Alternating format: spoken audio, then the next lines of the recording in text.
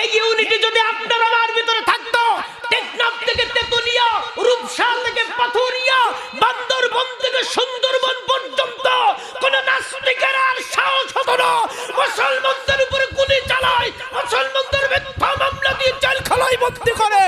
আফসোস পিপলার ভিতরে যে ইউনিটি আছে আপনার আমার ভিতরে সেই ইউনিটি নয়।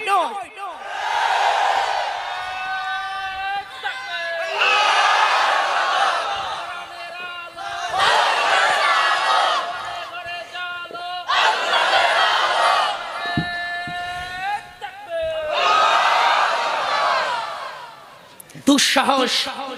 ইসকন নামে হিন্দুদের সংগঠন মসজিদে আজান বন্ধ করে দেয়, কি দুঃসাহস!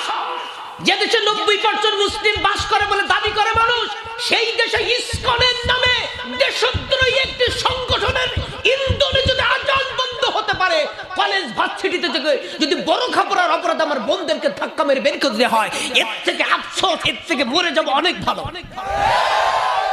দুঃসাহস তাদের কোথায়! মসজিদের আজান বন্ধ করে দেওয়া হয়। একজন অলরেডি বলেই ফেলেছে যে সুযোগ পেলে সংবিধান থেকে রাষ্ট্রধর্ম ইসলামকে উঠিয়ে দেওয়া হবে। সাহস কত! আহারে,